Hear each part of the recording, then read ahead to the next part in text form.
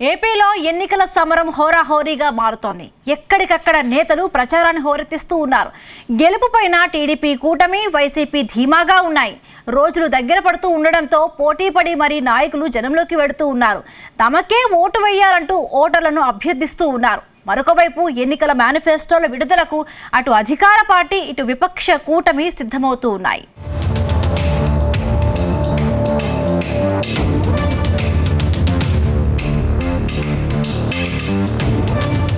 AP ఎన్నికల సమరం కీలక దశకు చేరింది. ఎన్నికల హామీల ప్రకటనకు ప్రధాన పార్టీలు సిద్ధమవుతున్నాయి. ఎన్నికల్లో గేమ్ చేంజర్ గా భావించే మేనిఫెస్టోల ప్రకటనకు రంగం సిద్ధమవుతోంది.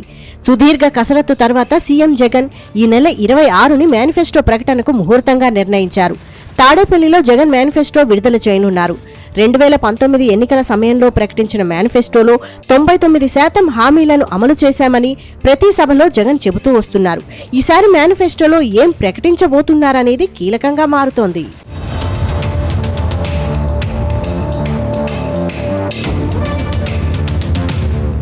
జగన్ తన మేనిఫెస్టోలో ప్రస్తుతం అమలు చేస్తున్న సంక్షేమ పథకాలను కొనసాగించనున్నారు. వీటితో పాటు కొత్త హామీలు ఇచ్చే అవకాశం ఉన్నట్లు తెలుస్తోంది. అటు టీడీపీ ఇప్పటికే సూపర్ 6 పేరుతో మినీ మేనిఫెస్టో గురించి ప్రచారం చేస్తోంది. డ్వాక్రా మహిళలకు 10 లక్షల వరకు వడ్డీ లేని రుణం పైన చంద్రబాబు హామీ ఇచ్చారు.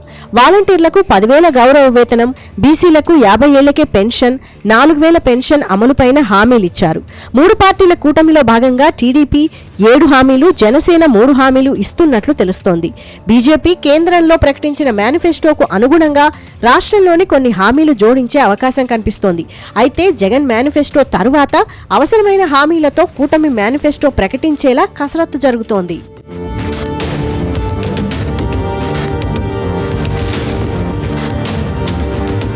జగన్ తన మేనిఫెస్టోలో అమ్మ ఒడి, పెన్షన్లు, రైతు భరోసా పైన నిర్ణయాలు ఉంటాయని పార్టీ నేతలు చెబుతున్నారు. అయితే రైతు రుణమాఫీ అమలు చేయాలని పార్టీ నేతలు కోరుతున్నా జగన్ మాత్రం తన మనసులో మాట బయటపెట్టడం లేదు.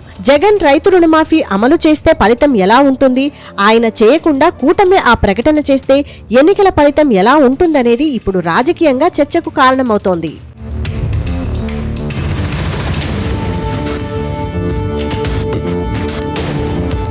చంద్రబాబు ఇచ్చిన హామీలను అమలు చేయరని జగన్ ప్రతి సభలోనూ పదే పదే విమర్శిస్తున్నారు. అదే సమయంలో రైతులు, మహిళలకు సంబంధించి జగన్ కీలక హామీలు ఉంటాయని చెబుతున్నారు.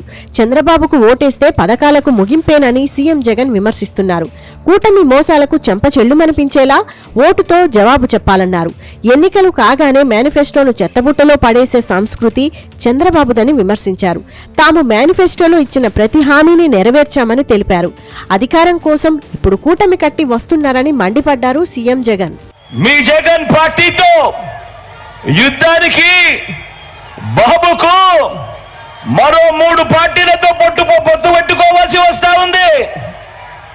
అనేక పార్టీలతో పరోక్షంగా కూడా పొత్తులు ఎత్తుక్కోవాల్సి వస్తా ఉంది.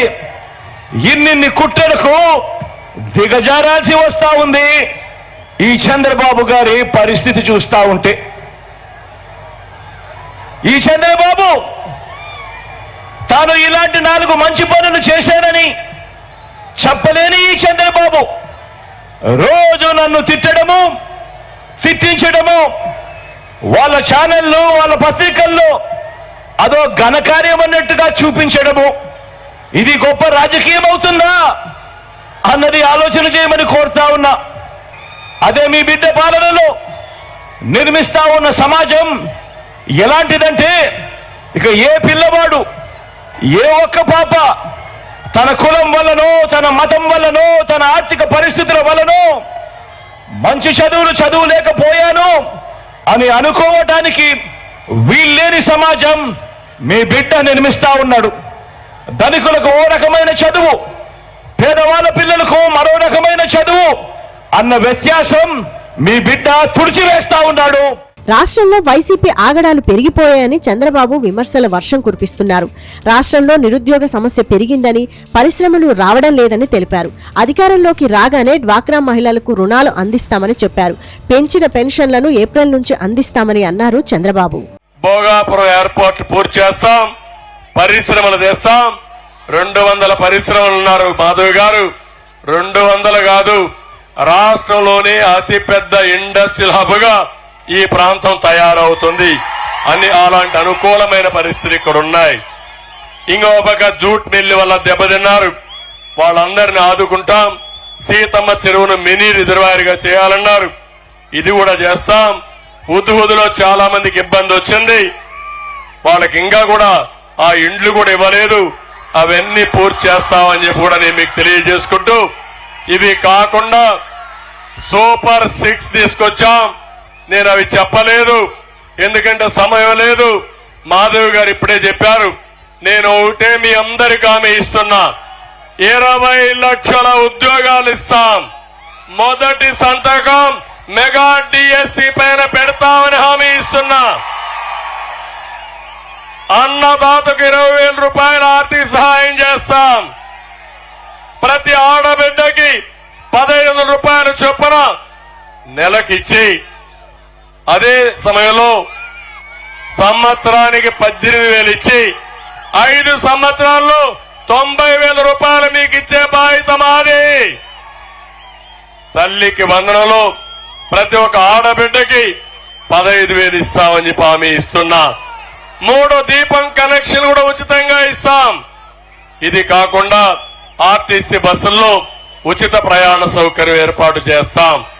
ఇదే కాదు, డాక్రా సంఘాలకి 10 లక్షల వరకు 0% వడ్డీ రేటుతో వడ్డీ లేని రుణాలు ఇచ్చే బాధ్యత మాదని మీ అందరికీ హామీ ఇస్తున్నా.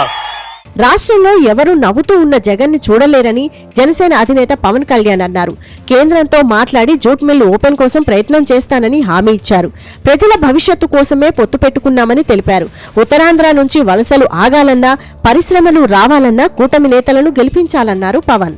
సైకోపాత్ తో పాటు సోషియోపాత్, ఎవ్వరు సమాజంలో నవ్వుతూ ఉంటే చూడలేడు జగన్.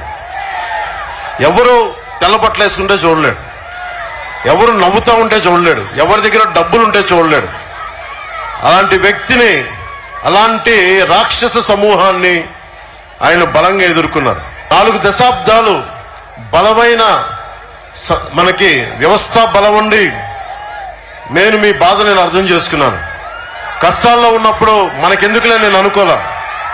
అరే 4 దశాబ్దాలు ఉమ్మడి రాష్ట్రం కోసం దశాబ్దం రాష్ట్రం కోసం పనిచేసిన వ్యక్తి, ఆయనకి నా వంతు అండగా ఉండాలి అని చెప్పి మనస్ఫూర్తిగా వైసీపీ ఆయన జైల్లో ఉన్నప్పుడు ఆ రోజు నేను అలయన్స్ ప్రకటించాను బయటికి వచ్చి. దాని తాలూకు పర్యవసానమే ఈరోజు మనందరం కూర్చొని మీ బంగారు భవిష్యత్తుకి బాటేస్తున్నాం. ఇక్కడ ఇంతమంది యువత, ఆడపడుచులు, యువతులు, పెద్దలు, మహిళలు, యువకులు ఉన్నారు. ప్రతి ఒక్కరిని మోసం చేసిన ఈ ప్రభుత్వాన్ని గద్దె దింపకపోతే నాకేం జరగదు, చంద్రబాబు గారికి ఏం జరగదు, ఏ రాజకీయ నాయకులకు వేరే వెళ్ళిపోతారు.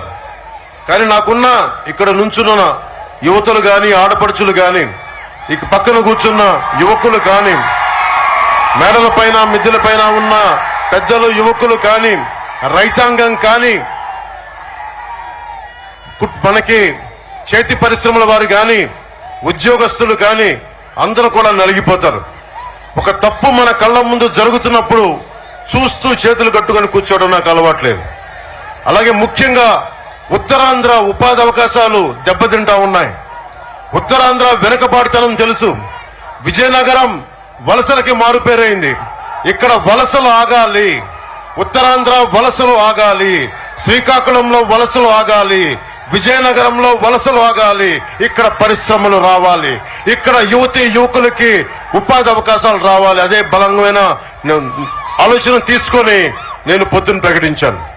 మొత్తం మీద వైసీపీ కూటమి మేనిఫెస్టోల ప్రకటన తరువాత ఎన్నికల పోలింగ్ కౌంటింగ్ కు ముందే గెలుపు అంచనాలపైన స్పష్టత వచ్చే ఛాన్స్ ఉందనే అభిప్రాయం వ్యక్తమవుతోంది.